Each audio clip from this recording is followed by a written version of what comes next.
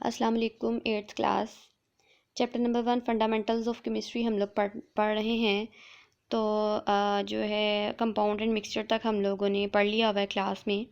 तो आगे से हम नेक्स्ट स्टार्ट करेंगे। आज जो टॉपिक पढ़ेंगे वो है एटॉमिक नंबर और मास नंबर, पेज नंबर 9 और 10 पे। और साथ में जो है वो हम एग्जांपल सॉल्व करेंगे 1.1। अच्छा जी, जब हम एटम की बात करते हैं तो एटम हमें पता है कि जो है वो एक डेंस स्फीयर बॉल होता है, जिसके सेंटर में यहाँ पर क्या होता है, न्यूक्लियस होता है। और इस न्यूक्लियस में एटम के अंदर मौजूद होते हैं प्रोटॉन्स और न्यूट्रॉन्स, यानी एटम के सेंटर में जो न्यूक्लियस है उसमें प्रोटॉन्स और न्यूट्रॉन्स पाए जाते हैं।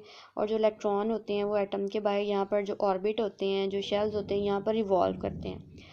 अब हम जब एटॉमिक नंबर मास नंबर की बात करते हैं तो हम कहते हैं कि एटम के न्यूक्लियस में जितने भी नंबर ऑफ़ प्रोटॉन्स हैं ना, ये नंबर ऑफ़ प्रोटॉन्स चाहे 1 है, 2 है, 3 है या 4 है, तो ये उस एटम का क्या कहलाता है, एटॉमिक नंबर कहलाता है। और इन प्रोटॉन और न्यूट्रॉन को हम ऐड कर दें तो वो बन जाता है उस एटम का मास नंबर। यानी अगर एटम के न्यूक्लियस में एक प्रोटॉन है तो उसका मतलब है उस एटम का एटॉमिक नंबर होगा 1। और अगर एक ही न्यूट्रॉन है तो 1 + 1 2 हो जाएगा उसका मास नंबर।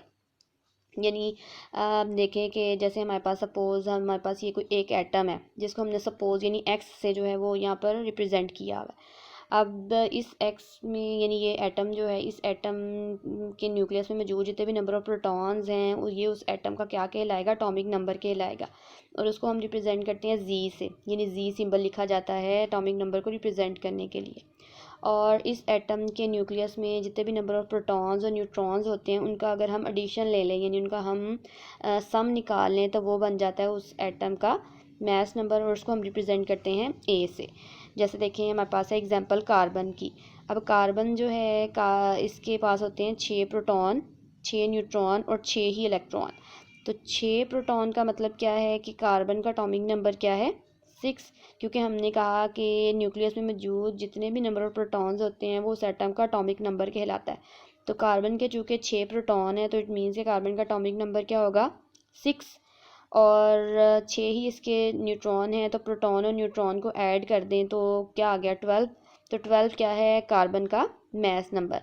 यानी प्रोटॉन और न्यूट्रॉन को ऐड करने से बन जाता है मास नंबर। और अगर सिर्फ प्रोटॉन को जो है वो काउंट करें तो वो उस एटम का कहलाता है एटॉमिक नंबर।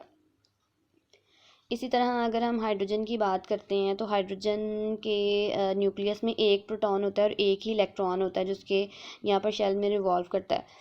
हाइड्रोजन का चूँकि एक प्रोटॉन है तो उसका फिर एटॉमिक नंबर भी क्या है, 1। अब हाइड्रोजन के पास न्यूट्रॉन नहीं होता, यानी न्यूट्रॉन 0 है, तो फिर इसका मास नंबर क्या आएगा, 1 + 0 = 1, यानी इसका मास नंबर है 1। यानी हम यहाँ से फिर जो है वो आगे बता सकते हैं कि यानी एटॉमिक नंबर हम कहते हैं कि एटम के न्यूक्लियस में मौजूद जो नंबर ऑफ प्रोटॉन्स हैं, चाहे वो 1 2 हैं, 3 हैं, 4 हैं, जितने भी हैं वो सारे उस एटम को क्या कहलाता है, एटॉमिक नंबर। और अगर हम प्रोटॉन और न्यूट्रॉन को ऐड कर दें तो वो बन जाता है उसका मास नंबर। सो क्लास अपनी बुक पेज नंबर 9 को ओपन कर लें आप। इस पर जो है वो आपका टॉपिक दिया हुआ है, ये मैंने यहाँ पर जो है वो मार्क कर दी है इसकी डेफिनेशन, तो आप लोग भी अपनी बुक पे ये मार्क कर लें। एटॉमिक नंबर क्या है, atomic number of an element is equal to the number of protons present in the nucleus of its atom. यानी एटॉमिक नंबर किसी भी एलिमेंट का किसके बराबर होता है, number of protons present in the nucleus of its atom, उस atom के न्यूक्लियस में मौजूद जितने भी नंबर ऑफ़ प्रोटॉन्स होते हैं, और उसको हम रिप्रेजेंट करते हैं सिंबल जी से। यहाँ तक आप लोगों ने इसको मार्क करना है, इसकी डेफिनेशन।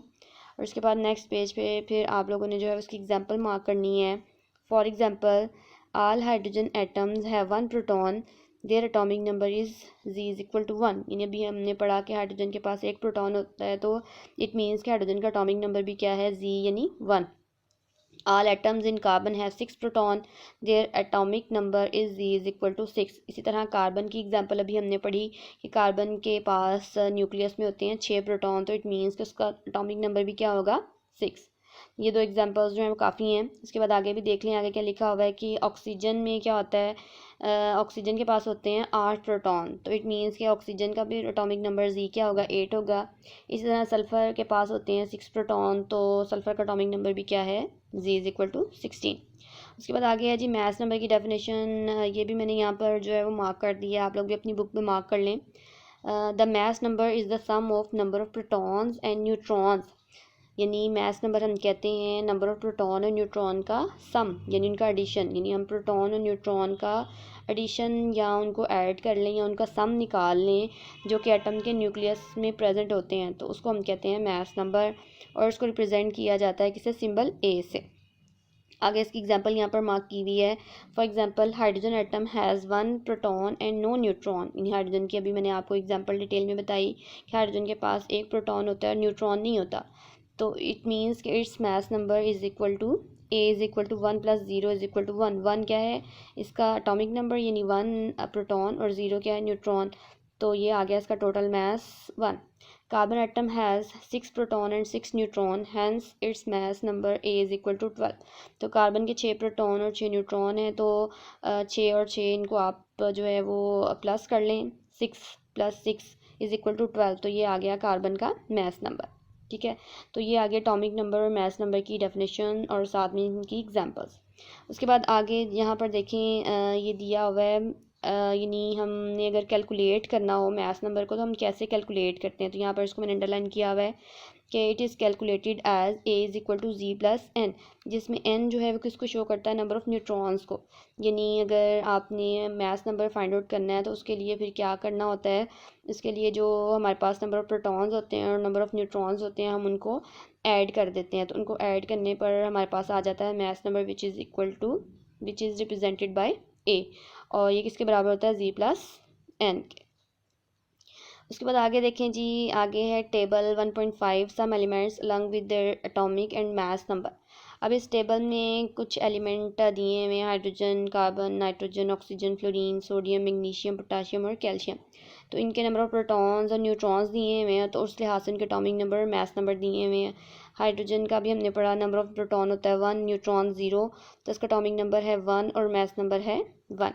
कार्बन का भी पढ़ा हमने, 6 ही नंबर ऑफ प्रोटॉन और न्यूट्रॉन होते हैं, तो 12 आ गया इसका मास नंबर और 6 आ गया इसका एटॉमिक नंबर। नाइट्रोजन को देखें तो नाइट्रोजन के पास होते हैं नंबर ऑफ प्रोटॉन 7 और नंबर ऑफ़ न्यूट्रॉन भी होते हैं इसके पास 7, तो एटॉमिक नंबर इसका आ गया 7, क्योंकि नंबर ऑफ प्रोटॉन 7 हैं, तो मास नंबर 7 + 7 आ गया 14। ऑक्सीजन के 8 ही होते हैं प्रोटॉन और न्यूट्रॉन, दोनों को ऐड करने पर इसका बन जाता है मास नंबर 16। फ्लोरीन के पास होते हैं प्रोटॉन 9 और न्यूट्रॉन होते हैं 10, तो 9 आ गया इसका एटॉमिक नंबर, क्योंकि प्रोटॉन क्या है इसके पास 9 है, और 9 और 10 को आपस में जमा करें तो आ जाएगा 19, और ये क्या है मास नंबर। इसी तरह सोडियम का 11 है प्रोटॉन, तो 11 आ गया इसका एटॉमिक नंबर। न्यूट्रॉन 12 है, तो 12 और 11 इनको प्लस करें तो आ गया 23 मास नंबर।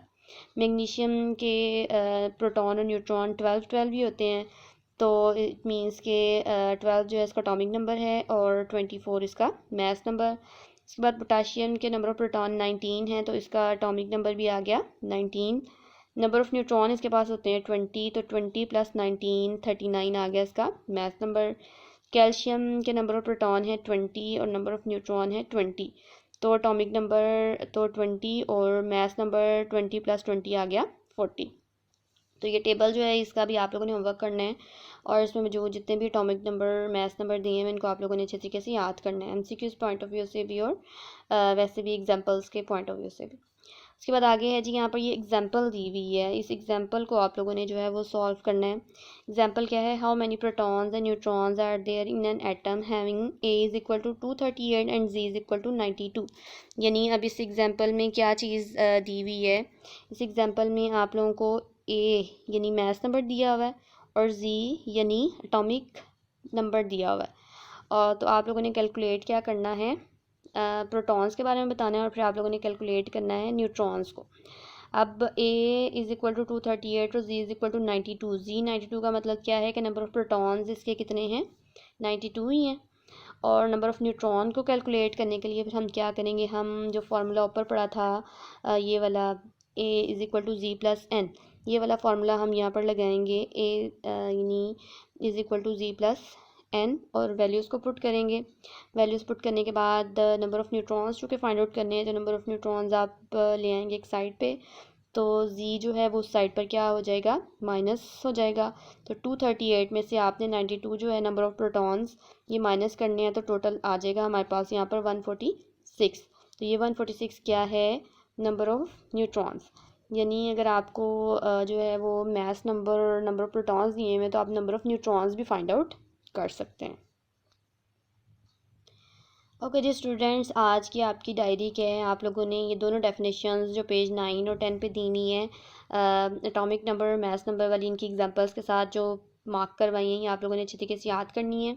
इनका होमवर्क भी करना है और उसके साथ आप लोगों ने जो टेबल 1.5 है इसका भी होमवर्क करना है, और साथ में एग्जाम्पल 1.1 इसकी प्रैक्टिस करनी है।